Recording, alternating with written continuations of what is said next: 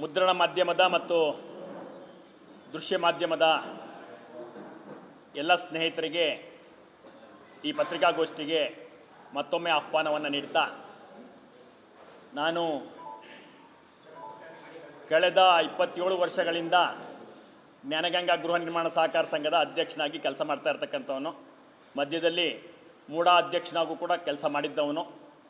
ಈ ಸನ್ನಿವೇಶದಲ್ಲಿ ಮಾಧ್ಯಮದಲ್ಲಿ ಬಂದಂಥ ವರದಿಗಳನ್ನು ಸೇರಿದಂತೆ ಒಂದಷ್ಟು ತುಂಬ ಸ್ಪಷ್ಟವಾದ ವಿಚಾರಗಳನ್ನು ಮಾಧ್ಯಮಗಳಿಗೆ ತಿಳಿಸಲು, ಮಾಧ್ಯಮಗಳ ಮುಖಾಂತರ ಸಾರ್ವಜನಿಕರಿಗೆ ತಿಳಿಸಲು ಈ ಪತ್ರಿಕಾಗೋಷ್ಠಿಯನ್ನು ಹಮ್ಮಿಕೊಳ್ಳಲಾಗಿದೆ.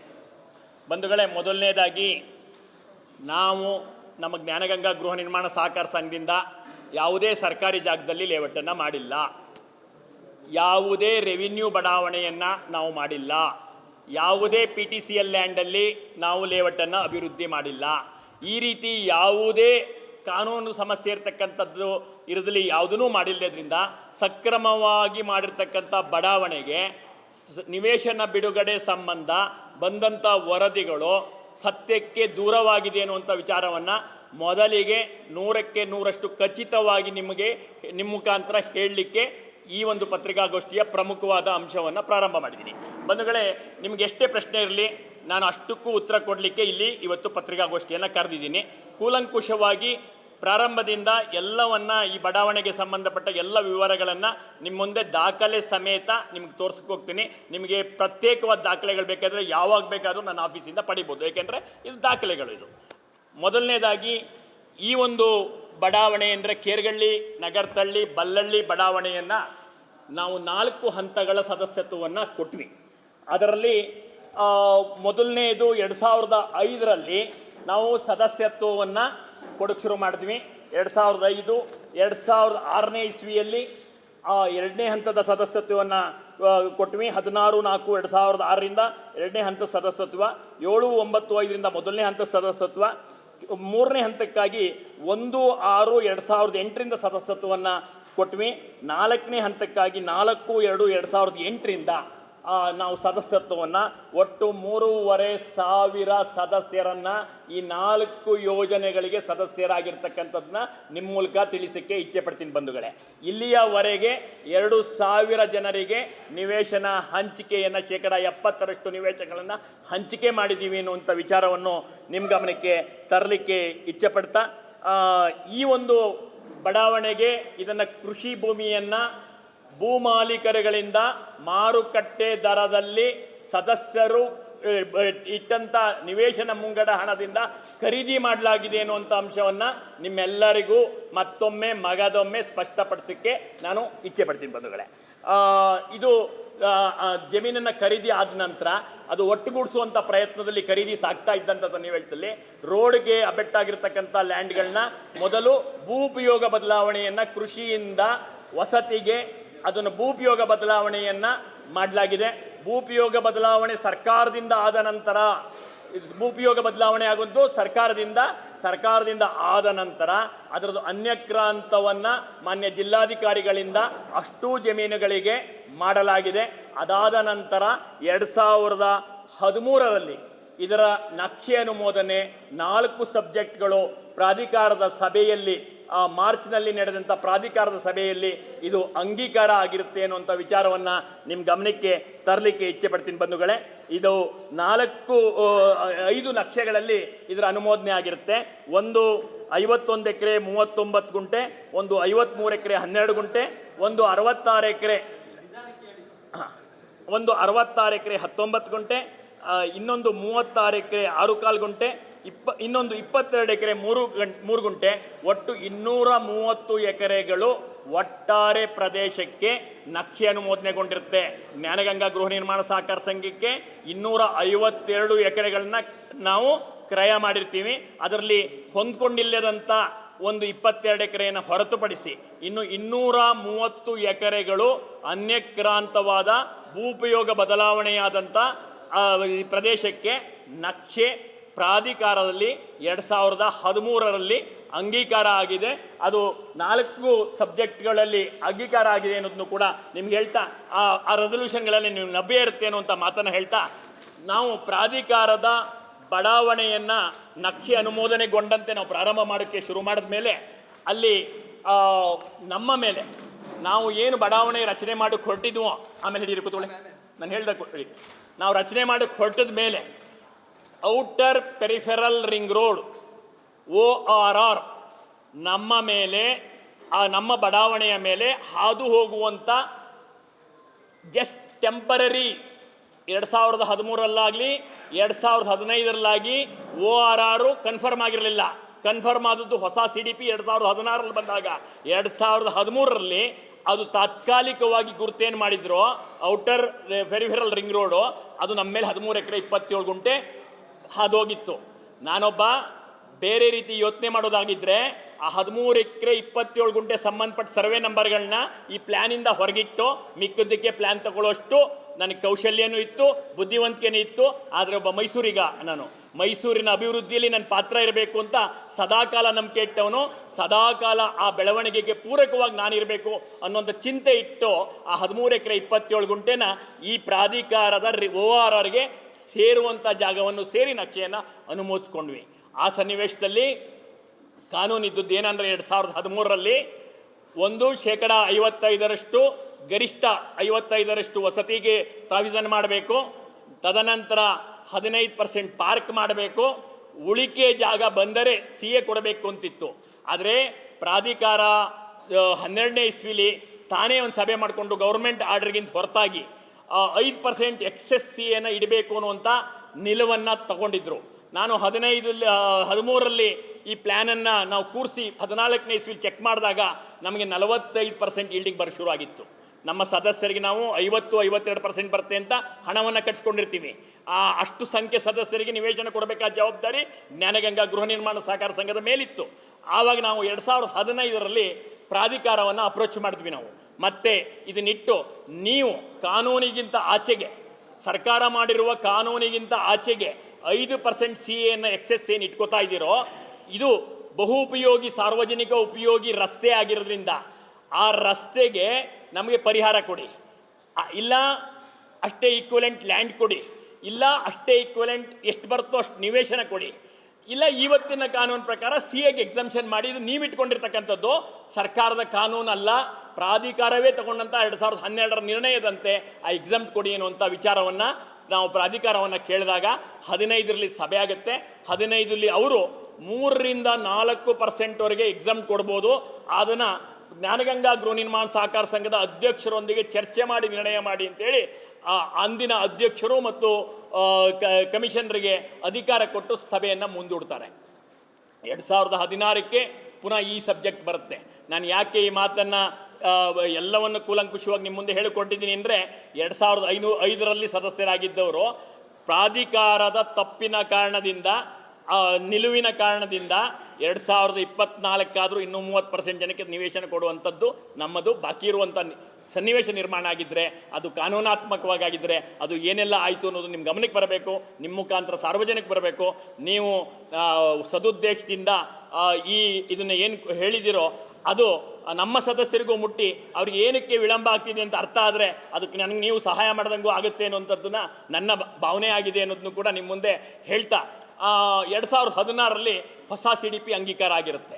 2016ರಲ್ಲಿ ಅಂಗೀಕಾರ ಆದಂಥ ಸನ್ನಿವೇಶದಲ್ಲಿ ಅಲ್ಲಿ ಸಬ್ಜೆಕ್ಟನ್ನು 15ರಲ್ಲಿ ಮುಂದೂಡಿದಂಥ ಸಬ್ಜೆಕ್ಟನ್ನು ಬೋರ್ಡ್ ರೆಸಲ್ಯೂಷನ್ ಕೊಡಿ, ಮುಂದೂಡಿದಂಥ ಸಬ್ಜೆಕ್ಟನ್ನು 16ನೇ ಇಸ್ವಿಯಲ್ಲಿ ತರ್ತಾರೆ. 16ರಲ್ಲಿ ತಂದಾಗ ಅವರಲ್ಲಿ ಚರ್ಚೆ ಆಗುವಂಥ ಅಂಶಗಳೇನೆಂತಂದರೆ, ಇದು 13ರಲ್ಲಿ ನಡೆದಂಥ ನಡಾವಳಿಗಳು, ಇದು 16ರಲ್ಲಿ ನಡೆದಂಥ 15ರಲ್ಲಿ ನಡೆದಂಥ ಪ್ರಾಧಿಕಾರದ ಪ್ರೊಸೀಡಿಂಗ್ಸ್, 16ರಲ್ಲಿ ನಡೆದಂಥ ಇದು ಪ್ರೊಸೀಡಿಂಗ್ಸು. 16ರಲ್ಲಿ ಏನು ಮಾಡ್ತಾರೆ, ಹೊಸ CDP ಬಂದಾಗ 10% ಪಾರ್ಕು 5% CA ಆಗಿದೆ, ಒಟ್ಟು 15% ಆಗಿರೋದ್ರಿಂದ ಅದು ಈಗ ಸರಿ ಹೋಗುತ್ತೆ ಅಂತ ತಾವು ನಾನು ಕೇಳಿದಂಥ 4 ಅಂಶಗಳನ್ನು ಹೊರತುಪಡಿಸಿ, ನಾನು ಕೇಳಿದ್ದೇನು, ನಮ್ಮ 13 ಎಕರೆ 27 ಗುಂಟೆಗೆ ಪರ್ಯಾಯವಾದ ಭೂಮಿ ಕೊಡೋದಿರ್ಬೋದು, ಇಲ್ಲ ಈ ಪರಿಹಾರ ಕೊಡೋದಿರ್ಬೋದು, ಇಲ್ಲ ಸೈಟ್ ಕೊಡೋ ರೂಪದಲ್ಲಿ ನೀವು ಬರೆಸಿ, ಇಲ್ಲ CA ಎಕ್ಸಂಪ್ಟ್ ಮಾಡಿ ಅಂತ ನಾನು ಕೇಳಿದ್ದು ಬಿಟ್ಟರೆ, ಸರ್ಕಾರದಲ್ಲಿ 15 ಆಗೋಯ್ತು ಅಂತ ಹೇಳಿ ಆ 15% ಅಳವಡಿಸ್ಕೊಳ್ಳೋದು ZR ಬದಲಾಗಿರ್ತಕ್ಕಂಥದ್ದನ್ನ ಅಳವಡಿಸ್ಕೊಳ್ಳೋದು ಅನ್ನುವಂಥ ಇದನ್ನು ರೆಸೊಲ್ಯೂಷನನ್ನು 16ನೇ ಇಸ್ವಿಯಲ್ಲಿ ಮಾಡ್ತಾರೆ. ನನಗೆ 16ನೇ ಇಸ್ವಿಲಿ ತಾತ್ಕಾಲಿಕ ನಕ್ಷೆಯನ್ನು 10,62,00,000 ರೂಗಳನ್ನು ಜ್ಞಾನಗಂಗಾ ಗೃಹ ನಿರ್ಮಾಣ ಸಹಕಾರ ಸಂಘದಿಂದ ಪಾವತಿಸಿಕೊಂಡ ನಂತರ ಟೆಂಪರರಿ ಪ್ಲ್ಯಾನನ್ನು ಎಕ್ಸಿಕ್ಯೂಟ್ ಮಾಡೋಕ್ಕೆ ರಿಲಿಂಕ್ವಿಶ್ ಡೀಡನ್ನು ಮಾಡಿ ತಾತ್ಕಾಲಿಕ ನಕ್ಷೆಯನ್ನು 2016ರಲ್ಲಿ ಅಂಗೀಕಾರ ಮಾಡಿಕೊಟ್ಟಿದ್ದಾರೆ. ಯಾರು? ಮೈಸೂರು ನಗರಾಭಿವೃದ್ಧಿ ಪ್ರಾಧಿಕಾರದವರು 2016ರಲ್ಲಿ ತಾತ್ಕಾಲಿಕ ನಕ್ಷೆಯನ್ನು ಅನುಮೋದನೆ ಮಾಡಿಕೊಟ್ಟಿದ್ದಾರೆ. ಅದರ ಪ್ರಕಾರ ನಾವು 10,26,00,000 ರೂಗಳನ್ನು ಕಟ್ಟಿರ್ತೀವಿ. ಕಟ್ಟಿರೋ ಹಣದ ನಂತರ ನೀನು ಅಲ್ಲೇ ಇಟ್ಕೊಳಪ್ಪ. 2016 ಅಲ್ಲೇ ಇಟ್ಕೊಳ್ತಾರೆ ಬಿಡಿ, ತೊಂದರೆ ಇಲ್ಲ. ವಿಷಯ ಹಾಕಬೇಕು, ನನ್ನೂ ಅಲ್ಲ. ಅವ್ರ ಇಂಜಿನಿಯರ್, ನಮ್ಮ ಇಂಜಿನಿಯರ್, ನಥಿಂಗ್ ಟು ವರಿ. ಈ 2016ರಲ್ಲಿ ತಾತ್ಕಾಲಿಕ ನಕ್ಷೆ ಬಂದ ಮೇಲೆ 17ನೇ ಇಸ್ವಿಲಿ ZR ಅದನ್ನು ಅಳವಡಿಸ್ಕೋಬೇಕು ಅಂತ ಹೇಳಕ್ಕೆ ಶುರು ಮಾಡ್ತಾರೆ. ನಮಗೆ ನಕ್ಷೆ ಏನು ಕೊಟ್ಟಿರೋ ಅದ್ರ ಪ್ರಕಾರ ನಾವು 2005ರಿಂದ ಕಾಯ್ತಾ ಇದ್ದಂಥ ಮೆಂಬರ್ ದೃಷ್ಟಿಲಿ ಭೌತಿಕವಾಗಿ ಹಳ್ಳ ಇರ್ತಕ್ಕಂಥ ಪ್ರದೇಶವನ್ನು ಮುಚ್ಚಿ ರಸ್ತೆಗಳನ್ನು ಎತ್ತರಿಸ್ಕೊಂಡು ತಾತ್ಕಾಲಿಕವಾದ ರಸ್ತೆಗಳನ್ನ ನಿರ್ಮಾಣ ಮಾಡೋಕ್ಕೆ ಕೋಟ್ಯಾಂತರ ರೂಪಾಯಿಗಳನ್ನು ಅದಕ್ಕೆ ನಾವು ಖರ್ಚು ಮಾಡಿ ಕಾಮಗಾರಿ ಪ್ರಾರಂಭ ಆಗಿ ಒಂದು ಹಂತಕ್ಕೆ ಬಂದಿರುವಾಗ ಹೊಸ ZRನ ಅಳವಡಿಸ್ಕೋಬೇಕು ಅನ್ನೋಂಥ ಒಂದು ಲೆಟ್ರ್ ಹಾಕ್ತಾರೆ. ಅದಾದ ತಕ್ಷಣ ನಾನು ಪುನಃ ನೀವೇ ಕೊಟ್ಟಂಥ ಟೆಂಪರರಿ ಪ್ಲ್ಯಾನ್ ಪ್ರಕಾರ ಪರ್ಮನೆಂಟ್ ಪ್ಲ್ಯಾನ್ ಬಿಡುಗಡೆ ಮಾಡಿಕೊಡ್ಬೇಕು ಅಂತ ಲೆಟ್ರ್ ಕೊಟ್ಟಾಗ 2018ರಲ್ಲಿ ಪ್ರಾಧಿಕಾರದ ಸಭೆ ಇದಾಗಿ ಪ್ರಾಧಿಕಾರದ ಸಭೆಯಲ್ಲಿ ನಿರ್ಣಯವನ್ನು ಮಾಡ್ತಾರೆ. ಅದರಲ್ಲಿ ನಮಗೆ ಈ ಇದಕ್ಕೆ ಸಂಬಂಧಪಟ್ಟಂತೆ ಸುದೀರ್ಘ ವರ್ಷಗಳ ಚರ್ಚೆ ಮತ್ತು ಎಲ್ಲವೂ ಆದ ನಂತರ ನಿರ್ಣಯ ಹೀಗೆ ಕೈಗೊಂಡಿರುತ್ತೆ. ಮೈಸೂರು ನಗರಾಭಿವೃದ್ಧಿ ಪ್ರಾಧಿಕಾರ 2013ನೇ ಸಾಲಿನ ವಲಯ ನಿಯಮಗಳ ಅವಕಾಶದಂತೆ ಉದ್ಯಾನವನ ರಸ್ತೆಗಳು ಹಾಗೂ ಇತರ ಉದ್ದೇಶಕ್ಕೆ ಸ್ಥಳ ನಿಗದಿಪಡಿಸಿ ವಿನ್ಯಾಸ ನಕ್ಷೆ ಅನುಮೋದಿಸುವುದು. ಈ ರೀತಿ ಅನುಮೋದನೆ ನೀಡುವ ಸಂದರ್ಭದಲ್ಲಿ 2010 ಪ್ರಾಧಿಕಾರ ಸಭೆಯ ಸಂಖ್ಯೆ 58 ನಡವಳಿಯ ತೀರ್ಮಾನದಂತೆ 5% ನಾಗರಿಕ ಸೌಕರ್ಯ ನಿವೇಶನ ಕಾಯ್ದಿರಿಸುವುದರಿಂದ ವಿನಾಯಿತಿ ನೀಡುವುದು. ತಾವೇ ಪ್ರಾಧಿಕಾರದವ್ರು ಏನು ಮಾಡ್ಕೊಂಡಿದ್ರೋ ಅದಕ್ಕೆ ವಿನಾಯಿತಿ ನೀಡುವುದು. ವಿನ್ಯಾಸ ನಕ್ಷೆಯನ್ನು ಸರ್ಕಾರದ ಸುತ್ತೋಲೆ ಸಂಖ್ಯೆ 2013 25/4/14 ಸೂಚನೆಯಂತೆ ವಿನ್ಯಾಸ ನಕ್ಷೆ ಅನುಮೋದಿಸಿ ಮೊದಲನೇ ಹಂತ, ಎರಡನೇ ಹಂತ, ಮೂರನೇ ಹಂತದ ಮಾದರಿಯಲ್ಲಿ ನಿವೇಶನ ಬಿಡುಗಡೆ ಮಾಡೋದು ಅಂತೇಳಿ ಪ್ರಾಧಿಕಾರದ ನಿರ್ಣಯ ಆಗಿ ಪ್ರಾಧಿಕಾರದ ನಿರ್ಣಯವನ್ನು ಒಂದು ಕಡೆ ಸರ್ಕಾರಕ್ಕೆ ಕಳಿಸಿಕೊಟ್ಟು ನಮಗೆ 3,27,000 ರೂಪಾಯಿಗಳ 3,27,00,000ಗಳನ್ನು ಕಟ್ಟಿಸ್ಕೊಂಡು ಅದಕ್ಕೆ ಎಸ್ಟಿಮೇಟ್ ಮಾಡಿ ವರ್ಕ್ ಆರ್ಡ್ರನ್ನು ಕೊಟ್ಟು ನಾವು ಕೆಲಸವನ್ನು 2020ರವರೆಗೆ ಮಾಡಿದ ನಂತರ ಸರ್ಕಾರದಿಂದ ಒಂದು ಸಾರಿ ಇದನ್ನು ಏನು ZRಗಳಿದೆಯೋ ಆ ರೀತಿ ಕ್ರಮ ಮಾಡಬೇಕಾ ಅನ್ನುವಂಥ ಒಂದು ಲೆಟ್ರ್ ಕೂಡ ಬರುತ್ತೆ. ಅದುವರೆಗೆ ನಾವು ಮೂಲಭೂತ ಸೌಕರ್ಯಗಳಾದಂಥ ರಸ್ತೆ ನಿರ್ಮಾಣ, ಚರಂಡಿ ನಿರ್ಮಾಣ, ನೀರು ಸರಬರಾಜು, ಒಳಚರಂಡಿ ಕಾಮಗಾರಿಗಳು ಇವೆಲ್ಲವನ್ನ ಮಾಡಿರ್ತಕ್ಕಂಥ ಹಂತದಲ್ಲಿ 40% ನಿವೇಶನ ಬಿಡುಗಡೆಯಾಗಿ ಅದು ಒಂದು ಕಡೆ ನೋಂದಣಿ ಪ್ರಾರಂಭ ಆಗಿ ಲೇಔಟು ಮುಂದುವರೆದಿರುತ್ತೆ.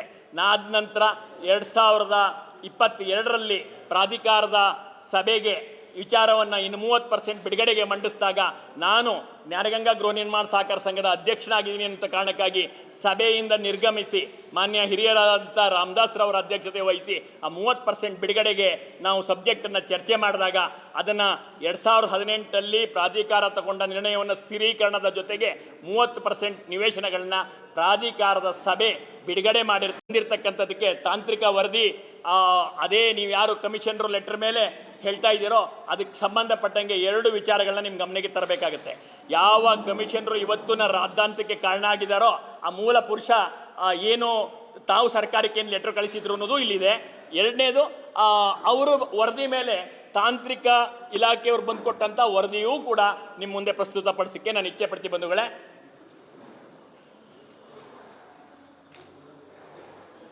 ಮೊದಲನೇದಾಗಿ ಇನ್ನೊಂದಿದೆ ಕಮಿಷನರ್,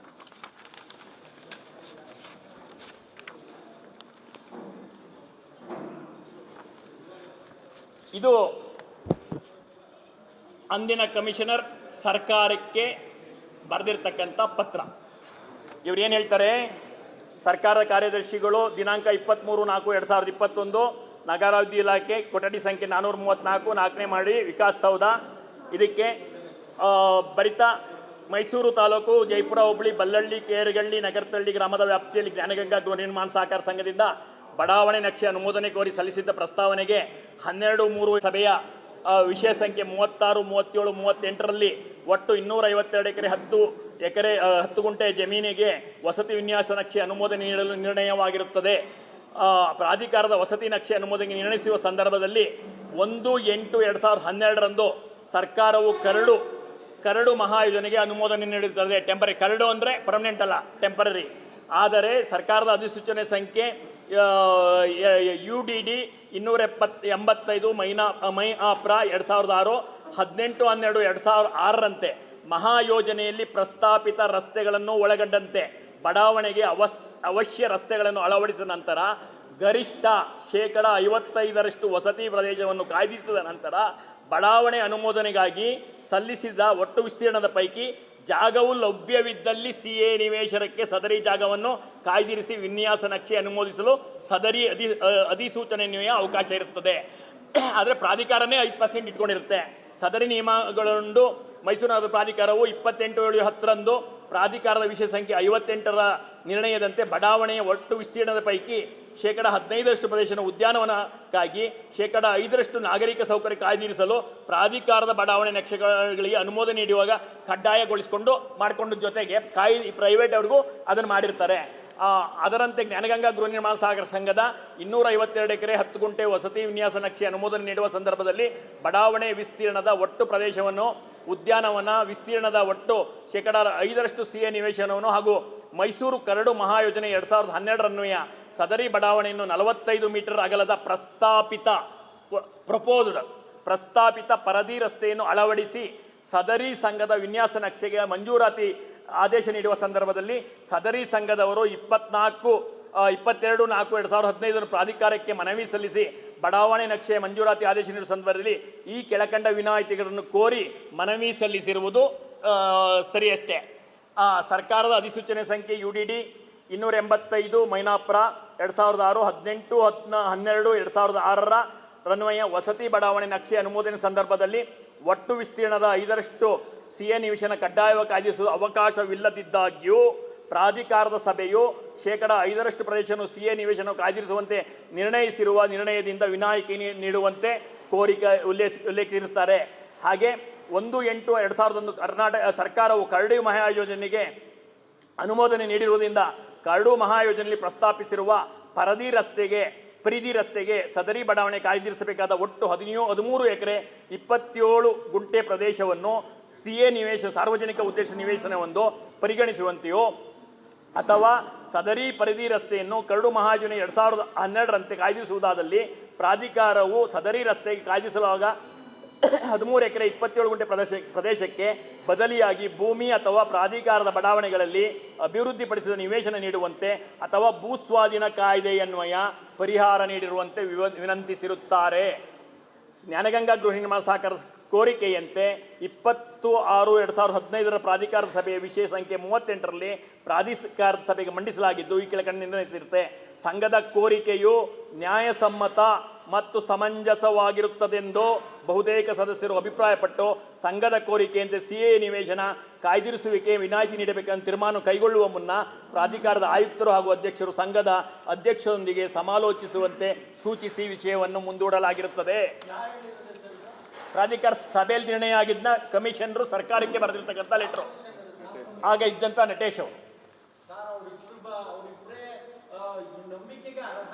ಅಂದರೆ ಹಾಗನ್ಬಿಟ್ಟು ಆ ಪೀರಿಯಡ್ಲಿ ಏನೇನು ಮಾಡಿದಾರೋ ಅದಷ್ಟು ನಂಬಿಕೆಗೆ ಅರ್ಹ ಅಲ್ಲ ಅಂತಲ್ಲ. ಯಾವುದು ಕಾನೂನಾತ್ಮಕವಾಗಿದೆ, ಯಾವುದು ಕಾನೂನಿಲ್ಲ, ಅದನ್ನು ನೋಡ್ಕೊಂಡು ಫೈನಲ್ ಮಾಡಬೇಕಾಗುತ್ತೆ. ಪ್ರಾಧಿಕಾರದ ಸಭೆಯ ನಿರ್ಣಯದಂತೆ ಸಂಘದ ಅಧ್ಯಕ್ಷರನ್ನೇ ಚರ್ಚಿಸಿ ಮಾಡಿದಂಥ 15 ಮೀಟಿಂಗ್ ಆಗುತ್ತೆ. 2016 15/3/2016ರಂದು ಪ್ರಾಧಿಕಾರದ ಸಭೆಯಲ್ಲಿ ಮೈಸೂರು ನಗರ ಮಹಾಯೋಜನೆ 2031ರ ವಲಯ ನಿಯಮಾವಳಿಗಳನ್ವಯ ಬಡಾವಣೆ ವಿನ್ಯಾಸ ನಕ್ಷೆಗೆ ಅನುಮೋದನೆಯಾಗಿದ್ದು ಕರಡು ವಿನ್ಯಾಸ ನಕ್ಷೆ ಅನುಮೋದನೆ ನೀಡುವ ಸಂದರ್ಭದಲ್ಲಿ ಮೈಸೂರು ನಗರ ಮಹಾಯೋಜನೆ 2016ರ ವಲಯ ನಿಯಮಾವಳಿಗನ್ವಯ ಮಹಾಯೋಜನೆ ಪ್ರಸ್ತಾಪಿರುವ ರಸ್ತೆಗಳು 10% ಉದ್ಯಾನವನ ಹಾಗೂ 5% CAಗಳನ್ನು ಮಾತ್ರ ಅಳವಡಿಸಿ 1/8/12 ಸರ್ಕಾರಕ್ಕೆ ಅನುಮೋದಿಸುವ ಕರಡು ಮಹಾಯೋಜನೆಯ ರಸ್ತೆಗಳನ್ನು ಮಾರ್ಪಡಿಸಿ ಅಳವಡಿಸಿ ಸಾರ್ವಜನಿಕ ಸೌಲಭ್ಯಗಳಿಗೆ ಅಗತ್ಯವಾದ OHT STP ಬಸ್ ನಿಲ್ದಾಣ ಟ್ರಾನ್ಸ್ಫಾರ್ಮರ್ ಅನುಷ್ಠಾನಕ್ಕೆ ಜಾಗ ಕಾಯ್ದಿರಿಸದೆ ಕರಡು ನಕ್ಷೆಗೆ ಅನುಮೋದನೆ ನೀಡಬೇಕು ಅಂತ ತೀರ್ಮಾನ ಮಾಡಿರ್ತಾರೆ. ಅದರಂತೆ ಕರಡು ನಕ್ಷೆ ವಿನ್ಯಾಸ ನಕ್ಷೆ ಅನುಮೋದನೆ ನೀಡಲು ನಿಯಮದಂತೆ ಪ್ರಾಧಿಕಾರಕ್ಕೆ ಪಾವತಿಸಬೇಕಾದ ಶುಲ್ಕ 7/6/2016 10/2/2017 ನೀಡಲಾಗಿದ್ದ ಪತ್ರದನ್ವಯ ಸಹಕಾರ ಸಂಘವು ಒಟ್ಟು 10,36,36,685 ರೂಗಳನ್ನು 11/7/2016 ಹಾಗೂ 30/3/2017 ಪಾವತಿಸಿ ಕರಡು ವಿನ್ಯಾಸ ಮಂಜೂರಾತಿ ನಕ್ಷೆಯಂತೆ ರಸ್ತೆಗಳು, ಉದ್ಯಾನವನಗಳು ಹಾಗೂ CA ನಿವೇಶನಗಳನ್ನು 14/11/2016 ನಾನು ಈಗೇನು ನಿಮ್ಮ ಟೆಂಪರರಿ ಪ್ಲ್ಯಾನ್ ತೋರಿಸಿದ್ನಲ್ಲ ಅದನ್ನು ಟೆಂಪರರಿ ಪ್ಲ್ಯಾನ್ನ 16 ಮತ್ತು 17ನೇ ತಾರೀಕು ಪರಿತ್ಯಾಜನ ರಿಲಿಂಕ್ವಿಶ್ ಡೀಡ್ನು ಕೂಡ ಅಲ್ಲಿರ್ತಕ್ಕಂಥ CA ಮತ್ತು ಪಾರ್ಕ್ಗಳು ರೋಡ್ಗಳನ್ನು ರಿಲಿಂಕ್ವಿಶ್ ಡೀಡನ್ನು ಕೂಡ ಪ್ರಾಧಿಕಾರದವರು ಮಾಡಿಸ್ಕೊಂಡಿರ್ತಾರೆ. ಅದಾದ ನಂತರ ZR ಅಮೆಂಡ್ಮೆಂಟ್ ಮಾಡಿ ಅಂತ ಪುನಃ ಒಂದು ಲೆಟರ್ ಕಳಿಸ್ತಾರೆ. ಆದರೆ ಸದರಿ ಸಹಕಾರ ಸಂಘವು 18/7/2018 ಮನವಿ ಸಲ್ಲಿಸಿ ಸಂಘದ 252 ಎಕರೆ 10 ಗುಂಟೆ ಬಡಾವಣೆ ವಿನ್ಯಾಸ ನಕ್ಷೆ ತಾತ್ವಿಕವಾಗಿ 12/12/13 ಪ್ರಾಧಿಕಾರ ಸಭೆಯಲ್ಲಿ ಅನುಮೋದನೆಯಾಗಿದ್ದ ಹಾಗೂ ನಿಯಮಾವಳಿಗಳಲ್ಲಿ ಇಲ್ಲದ ಪ್ರಾಧಿಕಾರದ ನಿರ್ಣಯವನ್ನು ಆಧರಿಸಿ ಕಡ್ಡಾಯಗೊಳಿಸಲಾಗಿದ್ದ 5% CA ನಿವೇಶನಕ್ಕೆ ವಿನಾಯಿತಿ ಹಾಗೂ ಕರಡು ಮಹಾಯೋಜನೆ 2010 ಪ್ರಸ್ತಾಪಿತ ಪರಿಧಿ ರಸ್ತೆ ವಿಸ್ತೀರ್ಣಕ್ಕೆ ಜಾಗ ಸಂಬಂಧಿಸಿದಂತೆ ಸಲ್ಲಿಸಲಾಗಿದ್ದ ಬೇಡಿಕೆ ಪ್ರಾಧಿಕಾರವು ಯಾವುದೇ ಅಂತಿಮ ನಿರ್ಣಯಕ್ಕೆ ಬರಲಾಗದೇ ಇದ್ದುದರಿಂದ ಈ ಸಂದರ್ಭದಲ್ಲಿ ಸರ್ಕಾರದಿಂದ ಮಹಾಯೋಜನೆ ಅಂಗೀಕಾರವಾಗಿದ್ದು ಕಾರಣದಿಂದಾಗಿ 15/3/2016 ಸಭೆಯಲ್ಲಿ ಸದರಿ ಸಹಕಾರ ಸಂಘದ ಬಡಾವಣೆ ನಕ್ಷೆ ಅನುಮೋದನೆ ಸಂಬಂಧ ವಿಷಯವನ್ನು ಮಂಡಿಸಲಾಗಿ ಅನುಮೋದಿಸಲಾಗಿರುತ್ತೆ ಅನ್ನೋದನ್ನು ತಿಳಿಸಿರ್ತಾರೆ.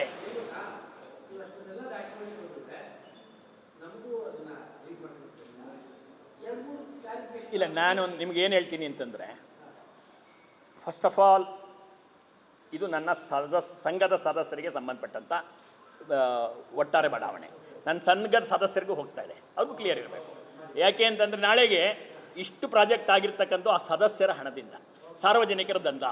ಇದು ಸಾರ್ವಜನಿಕರಲ್ಲಿ ಗೊಂದಲ ಮುಗಿಸಿದ್ರೆ ನನಗೇನು ತುಂಬ ಅಭಿಪ್ರಾಯ ವ್ಯತ್ಯಾಸ ಇಲ್ಲ, ಯಾಕೆಂದರೆ ಅವ್ರಿಗೂ ಇದಕ್ಕೂ ಪೂರ್ಣ ಪ್ರಮಾಣ ಇಲ್ಲ. ಆದರೆ ನನ್ನ ಗುಡ್ ವಿಲ್ ಮೇಲಿದೆ, ಅದಕ್ಕೆ ಅದು ಉತ್ತರ ಕೊಡಬೇಕಾಗಿದೆ. ಅದು ನನ್ನ ಸದಸ್ಯರಿಗೆ ಅಪ್ಡೇಟ್ ಮಾಡಬೇಕಾಗಿದೆ. ಅದಕ್ಕೆ ಇಟ್ ಶುಡ್ ರನ್ ಒಂದು ಪೂರ್ತಿ ಮುಗಿಯೋ ದಯವಿಟ್ಟು ಸಹಕರಿಸಿ.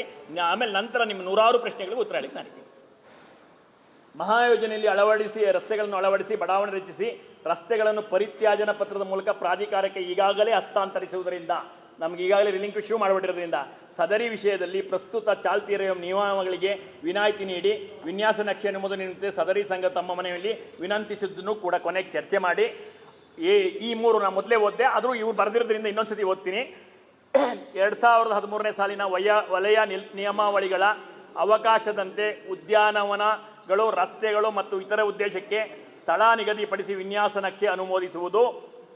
ಈ ರೀತಿ ಅನುಮೋದನೆ ನೀಡುವ ಸಂದರ್ಭದಲ್ಲಿ 28/7/2010 ಪ್ರಾಧಿಕಾರದ ಸಭೆಯ ವಿಷಯ ಸಂಖ್ಯೆ 58ರ ನಡವಳಿಯ ತೀರ್ಮಾನದಂತೆ 5% ನಾಗರಿಕ ಸೌಕರ್ಯ ನಿವೇಶನ ಕಾಯ್ದಿರಿಸುವುದು ವಿನಾಯಿತಿ ನೀಡುವುದು.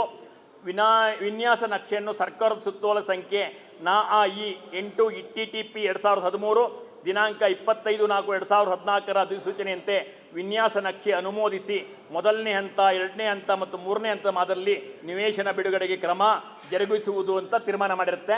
24/11/2018 ಪ್ರಾಧಿಕಾರ ಸಭೆಯಲ್ಲಿ ಚರ್ಚಿಸಿ ತೀರ್ಮಾನಿಸಿದ ನಿರ್ಣಯವನ್ನು ಮಾನ್ಯ ಸರ್ಕಾರದ ಅವಗಾಹನೆಗೆ ಸಲ್ಲಿಸಲು ನಿರ್ಣಯಿಸಲಾದ ಹಿನ್ನೆಲೆಯಲ್ಲಿ ಅದರಂತೆ ಸಭೆಯ ನಿರ್ಣಯವನ್ನು 6/2/19 ಸರ್ಕಾರದ ಅವಗಾಹನೆಗೆ ಸಲ್ಲಿಸಲಾಗಿರುತ್ತದೆ.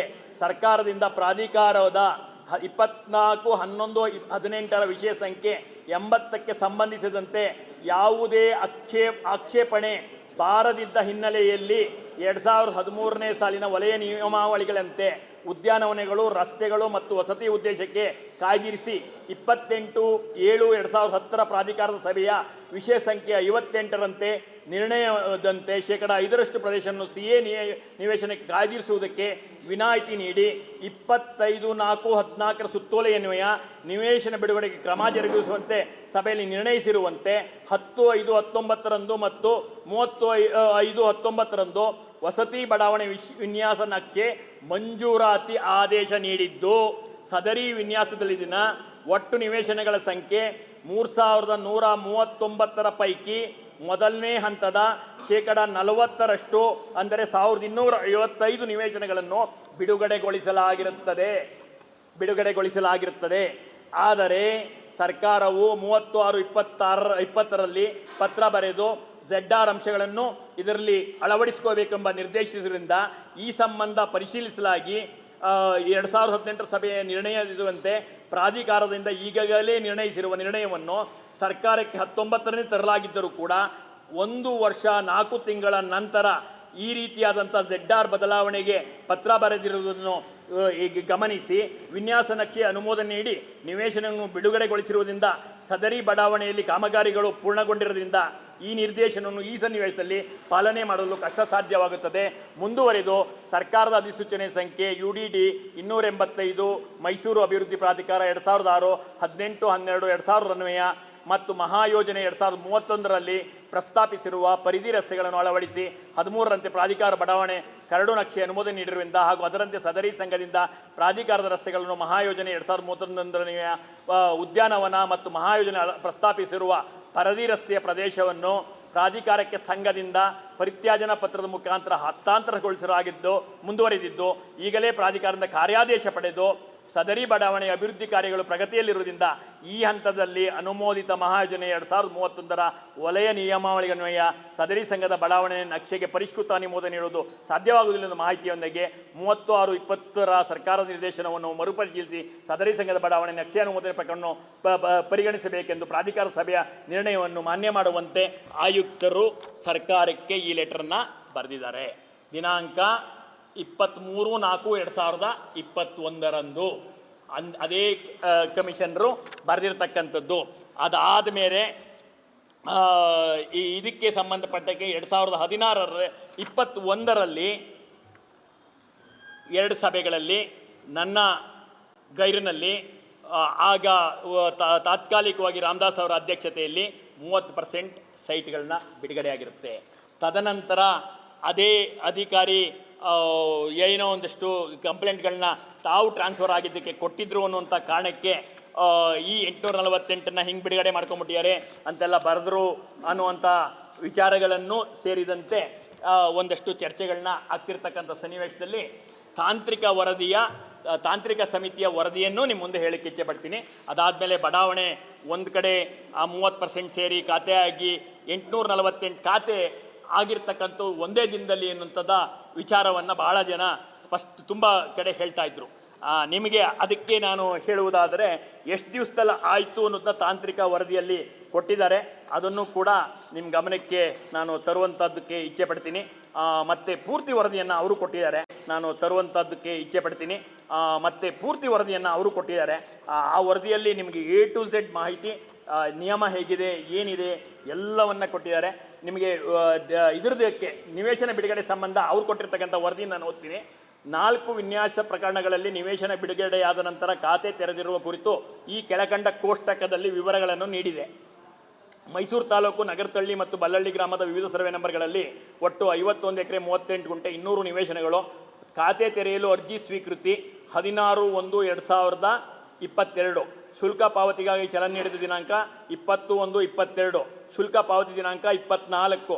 ಖಾತೆ ತೆರೆದಕ್ಕೆ ಒಟ್ಟು ತಗೊಂಡಿರೋ ದಿನಾಂಕಗಳು 9 ದಿನಗಳು. 9 ದಿನಗಳು. 2ನೇ ಪ್ಲ್ಯಾನ್ಗೆ ಮೈಸೂರು ತಾಲೂಕು ಬಲ್ಲಳ್ಳಿ ಗ್ರಾಮದ ಸರ್ವೆ ನಂಬರ್ಗಳಿಗೆ 288 ನಿವೇಶನಗಳು 7 ದಿನಗಳು.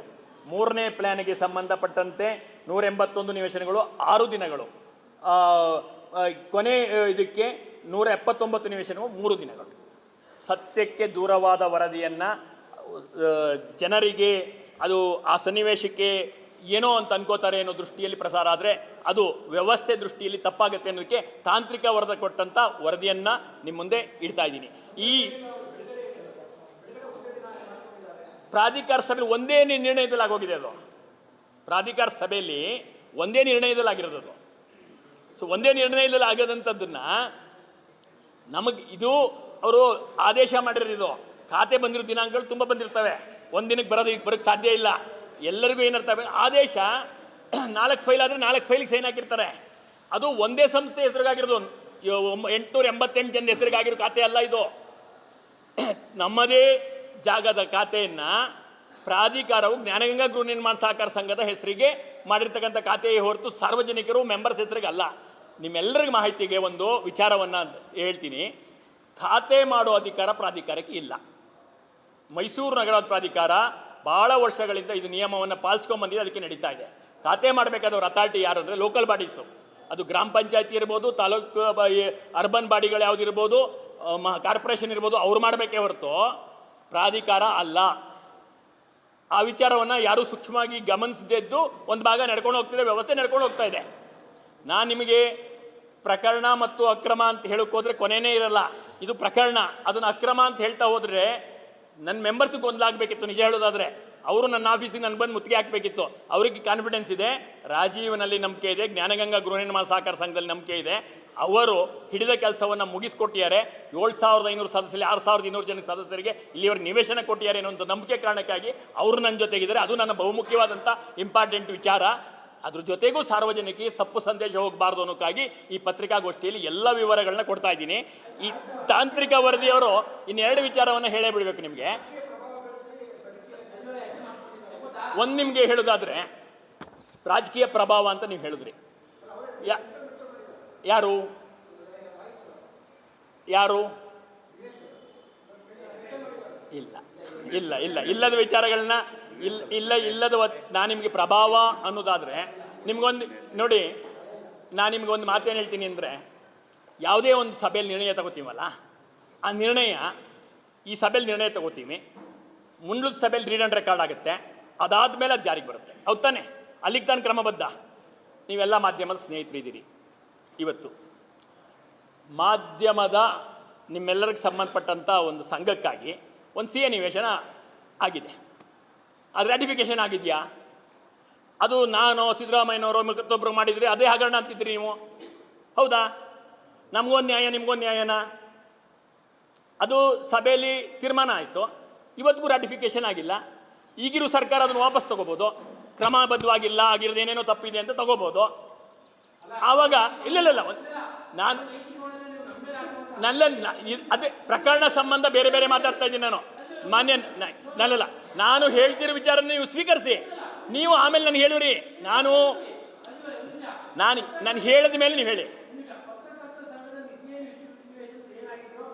ಇಲ್ಲ ನಾನು ಕಂಪ್ಯಾರಿಸನ್ ಮಾಡ್ತಾ ಇರೋದು. ನೀವು ಏನು ಹೇಳ್ತಿದ್ದೀರಿ ಒಂದು ನಿಮಿಷ ಪೂರ್ತಿ ಕೇಳ್ಕೊಳ್ಳಿ. ನಾನು ಹೇಳ್ತಿರೋದು ಏನಂದರೆ, ಯಾವುದೇ ಸಭೆಯ ನಿರ್ಣಯ ಮುಂದಿನ ಸಭೆಯಲ್ಲಿ ರ್ಯಾಟಿಫಿಕೇಶನ್ ಆದಮೇಲೆ ಊರ್ಜಿ ತಗೊಳ್ಳೋದು ತಪ್ಪಾಗಿ ತಿಳಿಸ್ಕೋಬೇಡಿ.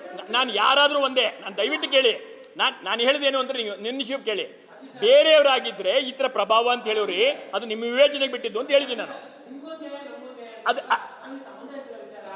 ಸಂಬಂಧ ಅಲ್ಲ, ಇದು ಪ್ರಾಧಿಕಾರ ಸಭೆಯದೇ ನಿರ್ಣಯ. ಅದಲ್ಲ ಯಾರಲ್ಲ, ಎಲ್ಲರಿಗೆ ಸೇರಿದ್ದು. ಹೆಂಗೆ ಜ್ಞಾನಗಂಗಾ ನಿರ್ಮಾಣ ಸಹಕಾರ ಸಂಘ ಆ ಸದಸ್ಯರಿಗೆ ಸೇರಿದ್ದೋ, ಪತ್ರಿಕಾ ಸಂಘ ನಿಮ್ಮೆಲ್ಲರಿಗೂ ಸೇರಿದ್ದು. ಅದು ವಿಚಾರ ಹೇಳಿದ್ದೀನಿ. ನಿಮ್ಮ ವಿವೇಕಕ್ಕೆ ಬಿಟ್ಟಿದ್ದು, ನಿಮ್ಮ ಚರ್ಚೆಗೆ ಬಿಟ್ಟಿದ್ದು. ಎಸ್ 9 ದಿನ, 7 ದಿನ, 6 ದಿನ. ಹೌದು, ನಾನು ಆದೇಶ ಮಾಡಿದ್ದೆ 1 ವಾರದಲ್ಲಿ ಎಲ್ರಿಗೂ ಖಾತೆ ಮಾಡಬೇಕು ಅಂತ. ನೀವೇನು ಆಗ್ರಹ ಮಾಡಬೇಕು ಗೊತ್ತಾ? ವಿಳಂಬ ಆಗ್ತಿರಿಂದ ಭ್ರಷ್ಟಾಚಾರ ಆಗುತ್ತೆ, ಅದನ್ನ ತಡಿಬೇಕು, ಬೇಗ ಮಾಡಿ ಅಂತ ಹೇಳ್ಬೇಕು. ನೀವು ಬೇರೆ ಹೇಳೋದಲ್ಲ, ನೀವು ಹೇಳಬೇಕಾದ ವಿಚಾರ ಅದು. ಒಂದು ನಿಮಿಷ, ಒಬ್ಬೊಬ್ಬರಾಗಿ ಎಲ್ಲರಿಗೂ ಬರ್ತೀನಿ, ಎಷ್ಟು ಸತಿ ಬೇಕಾದ್ರೂ ಬರ್ತೀನಿ. 9 ದಿನ ಮ್ಯಾಕ್ಸಿಮಮ್ ಅಷ್ಟಲ್ಲಾಗಿದೆ. ಹಾಗೆ ಅವ್ರ ವರದಿ, ತಾಂತ್ರಿಕ ವರದಿ, ನನ್ನ ವರದಿ ಅಲ್ಲ. ಅದಾದ ಮೇಲೆ ಇಶ್ಯೂ ಆಗಿದೆ, ಅದಾದ್ಮೇಲೆ ನಿಧಾನಕ್ಕೆ ಇಶ್ಯೂ ಆಗಿದೆ. ಅವ್ರು ಟ್ರಾನ್ಸ್ಫರ್ ಆಗಿದ್ರು, ಅದಕ್ಕೆ ಬರೆದಿದ್ರು.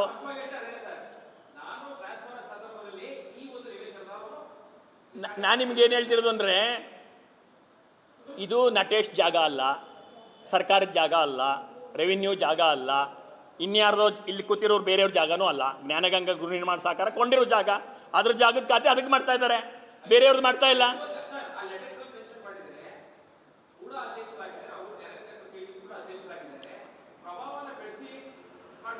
ಯಾರ್ಯಾರು ಯಾವ್ಯಾವ ಸನ್ನಿವೇಶದಲ್ಲಿ ಅಧ್ಯಕ್ಷ ಆಗಿರ್ತಾರೋ ಅವ್ರ ಸಂಘದ ಕೆಲಸಗಳನ್ನ ಟೈಮೊಳಗೆ ಮಾಡಬೇಕಲ್ಲ. ಕಾನೂನು ಇಲ್ಲದೆ ಮಾಡೋಕ್ಕಾಗತ್ತಾ? ಕಾನೂನಲ್ಲಿ ಇರೋದನ್ನ ಮಾಡಲೇಬೇಕಿರ್ತದೆ. ಹಂಗನ್ಬಿಟ್ಟು 3 ವರ್ಷ ಅಧ್ಯಕ್ಷನಾಗಿದ್ದಂಥ ಜ್ಞಾನಗಂಗಾ ಕೆಲಸ ಪಕ್ಕಕ್ಕೆ ನಿಲ್ಸೋಕ್ಕಾಗತ್ತಾ? It is bounded duty of me as a president of Gnanaganga also. Yes. ಇಲ್ಲ 848 ಅಕ್ರಮ ಅಂತ ಹೇಳಿದ್ರು, ಅದಕ್ಕೆ ನಾ ಹೇಳಿದೆ. ಪ್ಲೀಸ್.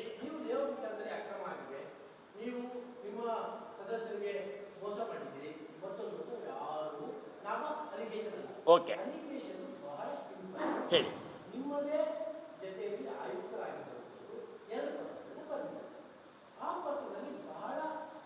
ಅಲ್ಲ, ನಾನು ಉತ್ತರ ಏನು ಕೊಟ್ಟನೋ ಅದು ತಾಂತ್ರಿಕ ವರದಿ, ಸರ್ಕಾರಕ್ಕೆ ಕೊಟ್ಟಿರ್ತಕ್ಕಂಥ ವರದಿಯನ್ನು ನಿಮ್ಮ ಮುಂದೆ ಇಡ್ತಾ ಇದ್ದೀನಿ. ನೀವು ಟೆಕ್ನಿಕಲ್ ಕಮಿಟಿ ವರದಿ ಕೊಟ್ಟಿದ್ದಾರಲ್ಲ, ಯಾರು ಬರ್ದಿರೋದು? ನಟೇಶ್ ಇರಲೇ ಇರಲಿಲ್ಲ ಟೆಕ್ನಿಕಲ್ ಕಮಿಟಿ ಬಂದಾಗ. ಟೆಕ್ನಿಕಲ್ ಕಮಿಟಿ, ಒಂದು ನಿಮಿಷ ನಿಮ್ಮ ಗಮನಕ್ಕೆ, ಟೆಕ್ನಿಕಲ್ ಕಮಿಟಿ ಬಂದಿರತಕ್ಕಂಥದ್ದು ಅವ್ರು ಮಾಡಿರೋ ತಪ್ಪುಗಳ ಮೇಲೆ ಕಮಿಟಿ ಕ್ರಿಯೇಟ್ ಆಗಿದ್ದು. ಟೆಕ್ನಿಕಲ್ ಕಮಿಟಿ ವರದಿ ಇಲ್ಲಿದೆ. Please go through this.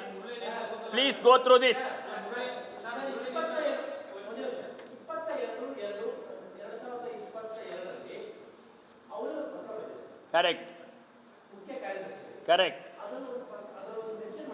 ಹಾಂ, ತಾಂತ್ರಿಕ ಶಾಖೆ ಮತ್ತು ನಗರ ಯೋಜನೆ ಶಾಖೆ ಮುಖ್ಯಸ್ಥರನ್ನು ಕಡತಗಳಿಗಾಗಿ ಕೇಳಲಾಗಿದೆ. ಆದರೆ ಅದರಲ್ಲಿ ಜ್ಞಾನಗಂಗಾ ಬಡಾವಣೆ ಸಂಘದ 5 ಕಡತಗಳು ಅಧ್ಯಕ್ಷರ ಇವೆ. ಅವರು ಕೊಡಲು ನಿರಾಕರಿಸಿರುತ್ತಾರೆ. ನಮಗೆ ಇದು ನಮ್ಮ ಆರೋಪ ಅಲ್ಲ. ಕರೆಕ್ಟ್. ನಿಮಗೆ ಅವ್ರು ಹೇಳಿದ್ದು ಟೆಕ್ನಿಕಲ್ ಇದು ಡಿಪಾರ್ಟ್ಮೆಂಟು, ಇದು ಟೆಕ್ನಿಕಲ್ ಕಮಿಟಿ ಅಲ್ಲಿ. ಕರೆಕ್ಟು. ಅವರು 8ನೇ ತಾರೀಕು ಟ್ರಾನ್ಸ್ಫರ್ ಆಗಿರ್ತಾರೆ. ಮೇಲಿಂದ ಮೇಲೆ ಅಕ್ರಮಗಳನ್ನು ನಿರಂತರವಾಗಿ ಮಾಡ್ತಾ ಇರ್ತಾರೆ. ಆಗಿನ ನಮ್ಮ ಸರ್ಕಾರ ಅವ್ರನ್ನ ಟ್ರಾನ್ಸ್ಫರ್ ಮಾಡಿರುತ್ತೆ. ಕೋರ್ಟ್ಗೆ ಹೋಗಿರ್ತಾರೆ. ಅವರು ಟ್ರಾನ್ಸ್ಫರ್ಗೆ ಇವರೆಲ್ಲರೂ ಕಾರಣ ಅಂತ ಬರೆದಿರ್ತಾರೆ. ಅವರು 100% ಸುಳ್ಳು. ಇಲ್ಲ, ನನ್ನ ಹತ್ರ ನಾನೇ ಅದಕ್ಕೆ ತಗೊಳ್ತೀನಿ. ನನಗೆ ಅದಕ್ಕೆ ಸಂಬಂಧನೇ ಇಲ್ಲ. ಇಲ್ಲಿ ನಾ ಹೇಳಿದ್ನಲ್ಲ, ಅವರಲ್ಲಿ 2 ವಿಚಾರನೂ ಬರೆದಿದ್ದಾರೆ. 2 ಪ್ರಕರಣ ಕೋರ್ಟ್ಲಿತ್ತು ಅಂತ ಬರೆದಿದ್ದಾರೆ ಅವರು. ಅಲ್ಲಲ್ಲ, ಒಂದೇ ನಿಮಿಷ, ಅದು ಗಂಭೀರವಾದ್ದೆ. 2 ಪ್ರಕರಣ ಕೋರ್ಟ್ಲಿತ್ತು ಅಂತ ಬರೆದಿದ್ದಾರೆ.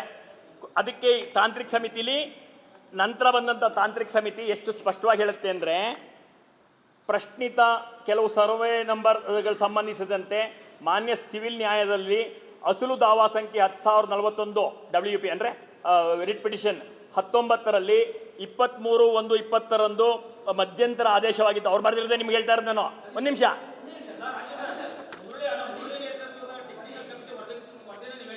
ಹೌದು, ಇಲ್ಲ, ನಾನು ಇವತ್ತು ಪ್ರೆಸ್ ಮಾಡ್ತಿರೋದು ಈ ವಿಚಾರಕ್ಕೆ, ಅದಕ್ಕೆ ಆಮೇಲೆ ಬರ್ತೀನಿ ನಾನು. ಹಾಂ,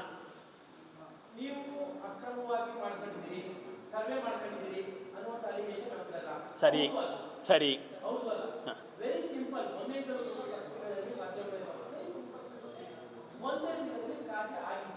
ಆಗಿಲ್ಲ. ನಾನು ಹೇಳಿ 2 ವಿಚಾರಗಳು ನಿಮ್ಗೆ ಹೇಳ್ತೀನಿ. ಇಲ್ಲಿ ಅವರೇ ತಾಂತ್ರಿಕ ಸಮಿತಿ 9 ದಿನ ಅನ್ನೋದು ಸ್ಪಷ್ಟಪಡಿಸಿರೋದು ವರದಿ.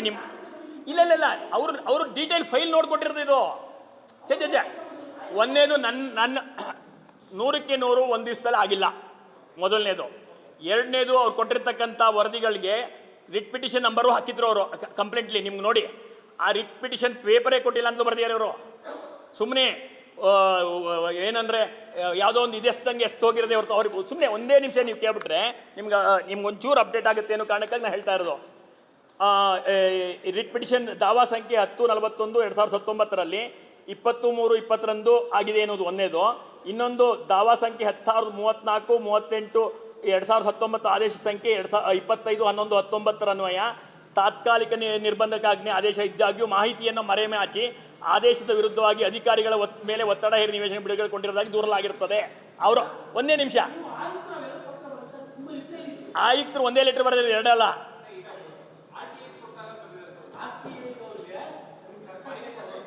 ಎರಡನೇ ನನಗೆ ಕೇಳಿಲ್ಲ ಅವರು. ನನಗೆ ಬಂದು ಲೆಟರ್ ಕೊಟ್ಟರೆ ನಾನು ಉತ್ತರ ಕೊಟ್ಟಿರೋವೆ, ನನಗೆ ಕೊಟ್ಟೇ ಇಲ್ಲ ಅವರು. ನಿಮ್ಮ ಸರ್ಕಾರ ನಂಗೆ ಗೊತ್ತಿಲ್ಲ. ನನಗೆ ಈಗ ಬಂದಿರೋದು ಹೇಳ್ತಾ ಇದ್ದೀನಿ ನಾನು. ಇದೇ ಒಂದೇ ನಿಮಿಷ. ದೂರಿನಲ್ಲಿ ತಿಳಿಸಿರುವ ನ್ಯಾಯಾಲಯದ ಪ್ರಕರಣಗಳ ಬಗ್ಗೆ ಸಂಬಂಧಿತ ನ್ಯಾಯಾಲಯ ಪ್ರಕರಣಗಳು ದಾಖಲಾಗಿರುವ ಕುರಿತು ದಾವೆಯ ಪ್ರತಿಯಾಗಲಿ ಅಥವಾ ಸಂಬಂಧಿತ ಯಾವುದೇ ಕಡತಗಳಲ್ಲಿ ಪ್ರಕರಣದ ಕುರಿತಾಗಿ ಮಧ್ಯಂತರ ಆದೇಶ ಪ್ರತಿಗಳಲ್ಲಿ ಲಭ್ಯವಿರುವುದಿಲ್ಲ. ಟೆಕ್ನಿಕಲ್ ಅವರು ಫೈಲ್ ನೋಡಿ ಬರ್ದಿರೋದು, ನಾನು ಬರ್ದಿರೋದಲ್ಲ. ನಾನು ನಿಮಗೆ ಅವ್ರ ವರದಿಯನ್ನು ಹೇಳ್ತಾ ಇರೋದು. ದುರುದ್ದೇಶಪೂರಿತವಾಗಿ ಅವ್ರು ಇನ್ನೊಂದಷ್ಟು ಅಮಾಸ್ಡ್ ವೆಲ್ತನ್ನು ಇನ್ನೊಂದಷ್ಟು ಅಕ್ರಮ ಮಾಡಬೇಕು ಅಂತಿದ್ದವರಿಗೆ ಕಡಿವಾಣ ಬಿತ್ತು ಟ್ರಾನ್ಸ್ಫರ್ ಆಗಿ ಅನ್ನೋದಕ್ಕೆ ಬರೆದಿರೋದು ಲೆಟರ್ ಬಿಡ್ತಾರೆ. ಇನ್ನೇನಿಲ್ಲ, ಇವತ್ತಿನ ಎಲ್ಲ ಚರ್ಚೆಗಳಿಗೆ ಮೈಸೂರಿನ ಮೂಢ ಅಪಖ್ಯಾತಿಗೆ ಕಾರಣಕರ್ತ ಅಂತ ಅಧಿಕಾರಿ ಕೊಟ್ಟಿರೋದನ್ನು ನೀವು ಮಾನ್ಯತೆ ಕೊಟ್ಟು ಇಷ್ಟು ಮಾಡಿದ್ದು ವಿಚಾರದಲ್ಲಿ ಇಷ್ಟೆಲ್ಲ ವಿಚಾರ ಮಾಡಬೇಕಾಗಿದೆ. ಹೌದು, ಲೋಕಲ್ ಬಾಡಿ ಅಂತ ಹೇಳ್ತೀರಾ, ಕಾರ್ಪೊರೇಷನ್ ಎಷ್ಟು ಖಾತೆ ಆಗಿದೆ, ಪಂಚಾಯತ್ ಲಿಮಿಟ್ ಎಷ್ಟಾಗಿದೆ ಸರ್, ವೆರಿ ಕ್ಲಿಯರಿಟಿ ಬೇಕಾಗಿರೋದು. ಮೂಡದ ಒಂದು ಸಭೆಯಲ್ಲಿ 848 ನಿವಾಸಗಳು ಅಂಗೀಕಾರ ಆಯ್ತಾ ಅಂತ ಹೇಳಿ. ಹೌದು, ಇಲ್ಲೇ ಇದೆ. ಒಂದೇ ನಿಮಿಷ.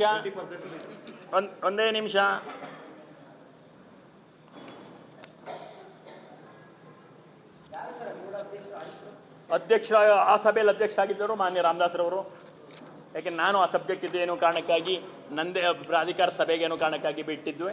ಹಾಗಾಗಿ ವಿಷಯ ಸಂಖ್ಯೆ 8.1 ರಿಂದ 8.4 ನಿರ್ಣಯಕ್ಕೆ ಸಂಬಂಧಿಸಿದಂತೆ ಅಂತಿಮವಾಗಿ ಸಭೆಯ ಅಧ್ಯಕ್ಷತೆ ವಹಿಸಿದ್ದ ಎಸ್ ಎ ರಾಮದಾಸ್ರವರು ಮಾತನಾಡಿ, ಪ್ರಾಧಿಕಾರವು ಈ ಹಿಂದೆ ಸರ್ಕಾರದ ನಿರ್ದೇಶನಗಳನ್ನು ಆಧರಿಸಿಯೇ 24/11/18 ಜ್ಞಾನಗಂಗಾ ಗೃಹ ನಿರ್ಮಾಣ ಸಹಕಾರ ಸಂಘದ ಬಡಾವಣೆಗೆ ಅನುಮೋದನೆ ನೋಡಿ ನಿರ್ಣಯಿಸಿರುವುದರಿಂದ ಸದರಿ ನಿರ್ಣಯವನ್ನು ಇಂದಿನ ಸಭೆಯು ಸ್ಥಿರೀಕರಿಸಿ ಸದರಿ ನಿರ್ಣಯವನ್ನು ಆಧರಿಸಿ 24/11/18 ನಿರ್ಣಯವನ್ನು ಮಾನ್ಯ ಮಾಡುವಂತೆ ಪತ್ರದಲ್ಲಿ ಈಗಾಗಲೇ ಸರ್ಕಾರಕ್ಕೆ ಕಳಿಸಿ ಸರ್ವಾನುಮತದಿಂದ ತೀರ್ಮಾನಿಸಿ ನಿವೇಶನ ಬಿಡುಗಡೆ ಪ್ರಸ್ತಾವನೆಗಳನ್ನು ಇದ್ರ ಬಗ್ಗೆ ಸದಸ್ಯರಾದ ಎಲ್ ನಾಗೇಂದ್ರವರು ಮಾತನಾಡಿ, ಸರ್ಕಾರಕ್ಕೆ ಪ್ರಸ್ತಾವನೆ ಸಲ್ಲಿಸುವ ನಿರ್ಣಯದ ಜೊತೆಗೆ ನಿವೇಶನ ಬಿಡುಗಡೆ ಪ್ರಸ್ತಾವನೆಗಳನ್ನು ಸರ್ಕಾರದ ಅನುಮೋದನೆ ನಿರೀಕ್ಷಿಸಿ ಅನುಮೋದಿಸಬಹುದೆಂದು ಅಭಿಪ್ರಾಯಿಸಿದರು. ಸದಸ್ಯರಾದ KT ಶ್ರೀಕಂಠೇಗೌಡರು ಸಹ ಸದರಿ ಅಭಿಪ್ರಾಯಕ್ಕೆ ಸಹಮತ ವ್ಯಕ್ತಪಡಿಸಿದರು. ಸದಸ್ಯರಾದ ತನ್ವೀರ್ ರೇಟರ್ ಅವರು ಮಾತನಾಡಿ, ಪ್ರಸ್ತಾವನೆಯಲ್ಲಿ ವಿವರಿಸಿದಂತೆ ನಿವೇಶನಗಳು ಬಿಡುಗಡೆ ಮಾಡಲು ಅಂತಿಮವಾಗಿ ತಿಳಿಗಳಿಸಿ 30% ನಿವೇಶನಗಳನ್ನು ಬಿಡುಗಡೆಗೊಳಿಸಲಾಗಿದೆ. ನಾನು ಆಚೆ ಇದ್ದೆ, ನಾನು ಅಲ್ಲಿದ್ದೆ, ನೀವೆಲ್ಲ ಇಲ್ಲಿದ್ದೀರಲ್ಲ, ಹಂಗೆ ಇಲ್ಲಿ ಚರ್ಚೆ ಮಾಡಿದ್ದಾರೆ. ಆಲ್ ಪಾರ್ಟಿ ಮೆಂಬರ್ಸ್ ಅಂದ್ರೆ ಸರ್ ಅವಾಗ ಸರ್, ಯಾಕಂದ್ರೆ ರಜೆ ಸರ್ ಶ್ರೀನಿವಾಸ್ ಅವರು ನಿಮ್ಮಲ್ಲಿ ಆರೋಪ ಮಾಡ್ತಾ ಇದ್ದಾರೆ. ಕೇರಳ ಕ್ಷೇತ್ರದವರು ಪಾರ್ಟಿ MLA ಆಗಿ ಇವ್ರು ಮುಗಿದ ತಕ್ಷಣ ನಿಮ್ಗೆ ಬರ್ತೀನಿ. ಅವರು ಆರೋಪ ಮಾಡ್ತಿದ್ದಾರೆ. ನೀವು ಓದ್ತಾ ಇದ್ರಿ, ನಾಗೇಂದ್ರ ಅವರು ಇದನ್ನ ಉಲ್ಲೇಖ ಮಾಡಿ. ಇವ್ರು ಮುಗಿದ ತಕ್ಷಣ ನಿಮ್ಗೆ ಬರ್ತೀನಿ. ಅವರು ಆರೋಪ ಮಾಡ್ತಿದ್ದಾರೆ. ನೀವು ಓದ್ತಾ ಇದ್ರಿ, ನಾಗೇಂದ್ರ ಅವರು ಇದನ್ನ ಉಲ್ಲೇಖ ಮಾಡಿ. ನಾನು ಓದದ್ದು ದಾಖಲೆ, ನಾನು ಓದದ್ದು ದಾಖಲೆ.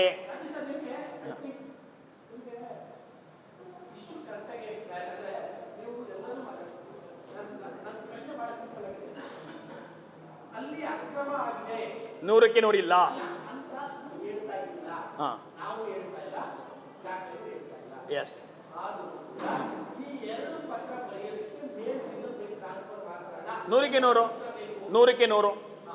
ಅಷ್ಟೇ ಕಾರಣದಿಂದ ಗಂಭೀರ ಆರೋಪ ಮಾಡ್ತಾರೆ. ಅದು ಅವರ 3ನೇ ಟ್ರಾನ್ಸ್ಫರು, ಅದು ಅವರ 3ನೇ ಟ್ರಾನ್ಸ್ಫರು. ನೀವು ಆ ಪತ್ರನೇ ಕೊಡಬಹುದು. ಪುತ್ರ ನಂಗೆ ಗೊತ್ತೇ ಇಲ್ವಲ್ಲ, ಸರ್ಕಾರಕ್ಕೆ ಬರೆದಿರೋದು ನನಗೇನು ಗೊತ್ತಿರುತ್ತೆ? ಕೇಳಿಲ್ಲ, ಆ ಥರದ ಪತ್ರಗಳ ಮೇಲೆ ಕೇಳೋದಿಲ್ಲ. ಮೂಡ ಅಧ್ಯಕ್ಷರಾಗಿರ್ತೀರಿ, ಸರ್ಕಾರ ನಿಮ್ಮದೇ ಇದೆ. ಮೂಡ ಅಧ್ಯಕ್ಷ ಅವ್ರು ಮುಗಿಸ್ಬಿಟ್ಟು ನಿಮ್ಗೆ ಬರ್ತೀನಿ. ಹಾಂ, ಅವು ಯಾವುದು ನನಗೆ ಸಂಬಂಧಪಟ್ಟದ್ದಲ್ಲ. ಆ ಥರ ಇರುವತ್ತಿಗೆ ಆ ಥರದ ಕೆಲಸಗಳು ಮಾಡಿಕೊಂಡೋದವರಲ್ಲ.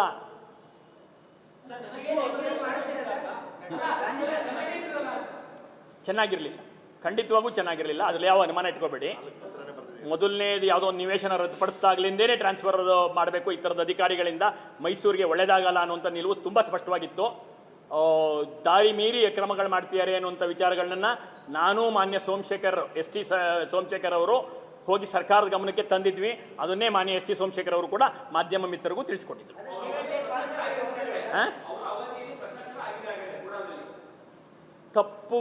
ತಪ್ಪು ಅದೇ ಕ್ರಮಗಳನ್ನ ಕೈಗೊಳ್ತಿದ್ರು, ಅದನ್ನು ಸರ್ಕಾರದ ಗಮನಕ್ಕೆ ತಂದಿದ್ದೀವಿ ಅಂದ್ವಿ. ಅದು ತೀರ್ಮಾನ ಆಗ್ಬೇಕಾದ್ರೆ ಯಾವಾಗ ಏನು ನಮ್ಮ ಮೇಲ್ನೋಟು ಕಾಣೋದು ಪ್ರೂವ್ ಆಗ್ಬೇಕಾದ್ರೆ ಸ್ಟ್ಯಾಚ್ಯೂಟ್ ಆಗಬೇಕು, ವರದಿ ಸ್ಟ್ಯಾಚ್ಯೂಟ್ ಆದಮೇಲೆ ಆಗೋದು. ಮಾನ್ಯ ST ಸೋಮಶೇಖರ್ ಹೇಳಿದ್ರು, ನಿಮ್ಮ ಗಮನಕ್ಕೆ ಬಂದಿರಬೇಕು. ಎಸ್, ಸರ್ಕಾರವು ಕೂಡ ಬಿಜೆಪಿ ಮೂಡ ಅಧ್ಯಕ್ಷರಾಗಿದ್ದರು, ನಟೇಶ್ ಆಯುಕ್ತರಾಗಿದ್ದರು. ಒಬ್ಬ ಮೂಡ ಅಧ್ಯಕ್ಷ ಗಮನಕ್ಕೆ ಬರ್ತದೆ, ಸರ್ಕಾರಕ್ಕೆ ಬರ್ದಿರಲಿಲ್ಲ, ಸಿಗಲ್ಲ ಅಂದ್ರೆ ಮುದ್ದಟತನದ ಅಧಿಕಾರಿಗಳು ಇರ್ತಾರೆ, ಅವ್ರಿಗೆ ಕೆಲಸಗಳು ಮಾಡ್ತಾರೆ.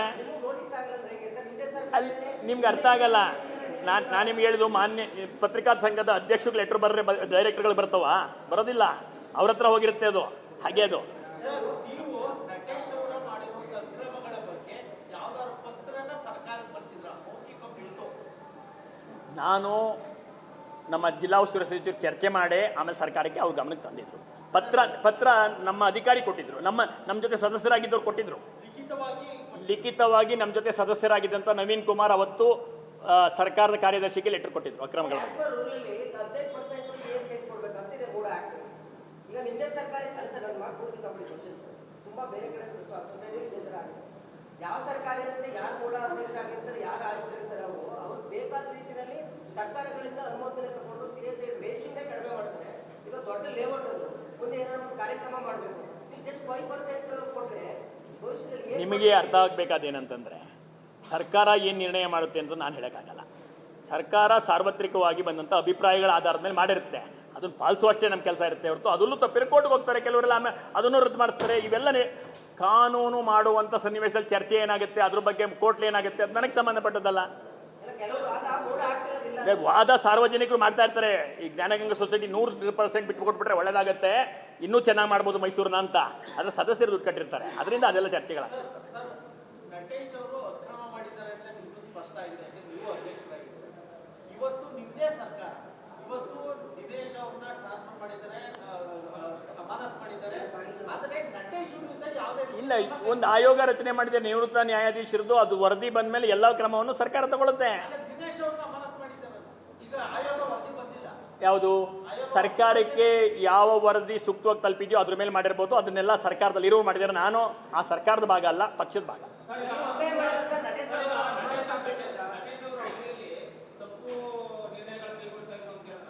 ತಪ್ಪು ಅಂದರೆ ಪ್ರಾಧಿಕಾರ ಸಭೆಗೆ ತರದೆ ಮಾಡ್ತಿದ್ರು ಅಂತ ನಾನೇ ಲೆಟರ್ ಕೂಡ ಇಶ್ಯೂ ಮಾಡಿದ್ದೆ.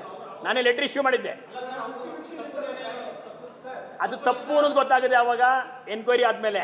ಅಂದರೆ ಪ್ರಾಧಿಕಾರ ಸಭೆಗೆ ಮೇಲೆ ಚರ್ಚೆ ಆಗೋದು, ಚರ್ಚೆನೇ ಮಾಡದೆ ಮಾಡಿದ್ದಾರೆ ಅಂತ.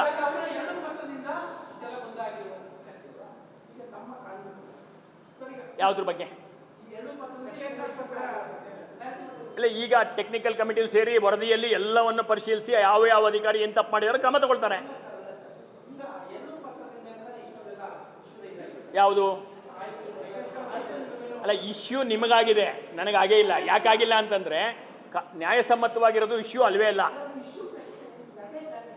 ಹಾಂ, ಹೌದು.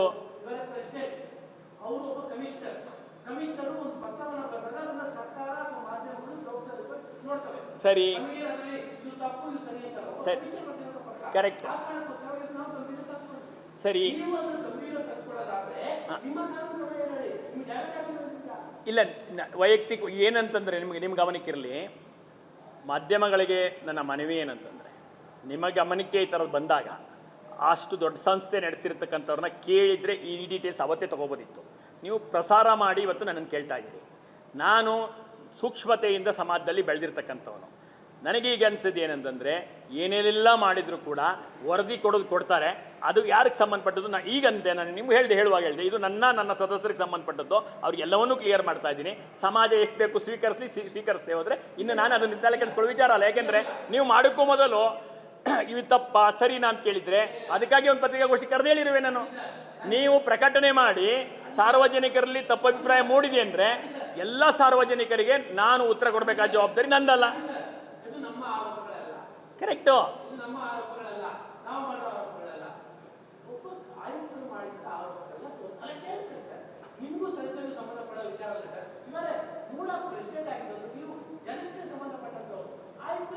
ಅಲ್ಲಿ ಈ ರೀತಿ ಸಂಬಂಧಪಟ್ಟಂಥ ವಿಚಾರಗಳು ಬಂದಾಗ ಸರ್ಕಾರಗಳು ರಾಜ್ಯಪಾಲರಿಗೆ ರಾಷ್ಟ್ರಪತಿ ವಿರುದ್ಧ ಏನೋ ನಿರ್ಣಯ ತಗೊಳುತ್ತೆ. ಹಿಂಗಾಗೋಗಿದೆ ಅಂತಂದರೆ ಆಗಿರೋದು ಚರ್ಚೆ ಆಗ್ತಿರುತ್ತೆ. ಇವತ್ತು ಯಾವುದೂ ಅದರಿಂದ ಹೊರತಾಗಿಲ್ಲ, ಆ ರೀತಿ ಮಾಡಿಟ್ಟಿರ್ತದೆ ವ್ಯವಸ್ಥೆ. ಆ ವ್ಯವಸ್ಥೆಯ ಭಾಗ ಅದಷ್ಟೇ. ಕರೆಕ್ಟು. 50-50 ನ್ಯಾಯೋಚಿತವಾಗಿ ಚರ್ಚೆ ಮಾಡಾಗಿದ್ದಂಥದ್ದು. ಯಾವ ಪ್ರಕರಣ ಕೊಡಬೇಕು ಅನ್ನೋದನ್ನ ವಿವೇಚನೆಯನ್ನು ಈಗ ಆಯುಕ್ತರು ಕೊಟ್ಟಿರಲಿಲ್ಲ. ಪ್ರಾಧಿಕಾರ ಸಭೆಗೆ ಬಂದಿದ್ರೆ ಚರ್ಚೆ ಆಗಿ ನ್ಯಾಯಯುತವಾದದಕ್ಕೆ ಕೊಡ್ತಿದ್ರು. ಯಾಕಾಗಿತ್ತು ಅಂದರೆ ಸುಂದರಮ್ಮ ಪ್ರಕರಣದಲ್ಲಿ 100 ಪ್ರಕರಣ ಹೊರಟೋಗಿತ್ತು.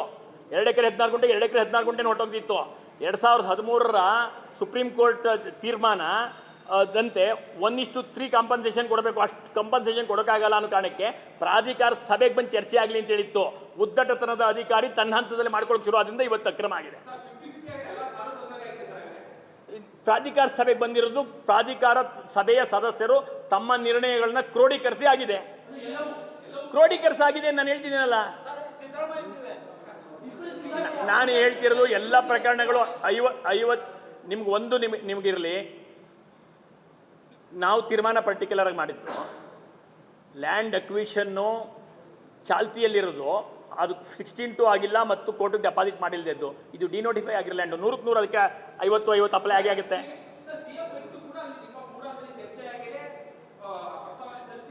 ನಾನು ಹೇಳಿದ್ನಲ್ಲ 50 ಪ್ರಕರಣ ಸುದೀರ್ಘವಾಗಿ ಚರ್ಚೆ ಆಗಿತ್ತು. ಯಾವುದು ನಾನು ನಿಮಗೆ ಎಲ್ಲ ನಾನು ಹೇಳಿದ್ನಲ್ಲ 2 ವರ್ಷದಲ್ಲಿ 24 ಮೀಟಿಂಗ್ ಮಾಡಿದ್ದೆ. ಎಲ್ಲನೂ ನೀವು ಚರ್ಚೆ ಕೇಳಿದ್ರೆ ನನಗೆ ಇವತ್ತು ಲಭ್ಯತೆ ಇಲ್ಲ. ನಾನು ಜ್ಞಾನಗಂಗಾ ಗೃಹ ನಿರ್ಮಾಣ ಸಹಕಾರ ಸಂಘ ತಂದು ಎಲ್ಲ ದಾಖಲೆಗಳು ತಂದಿದ್ದೀನಿ.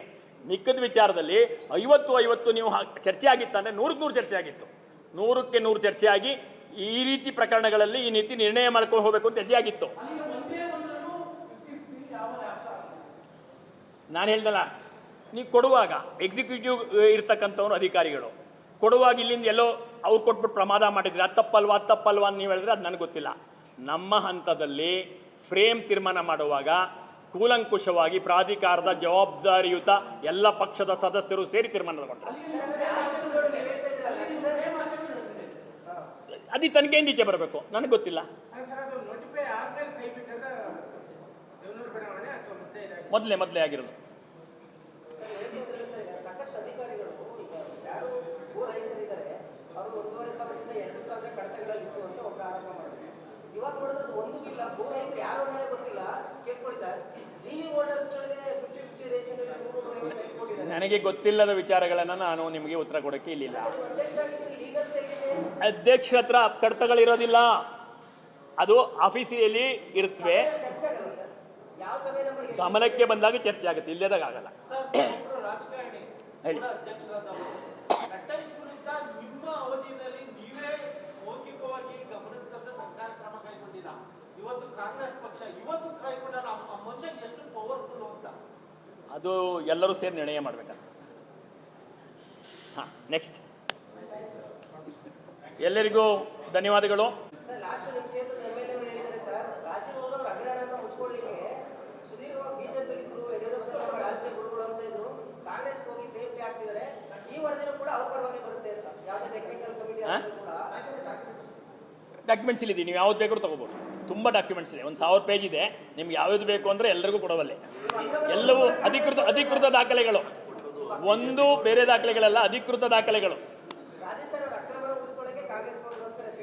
ನಾನು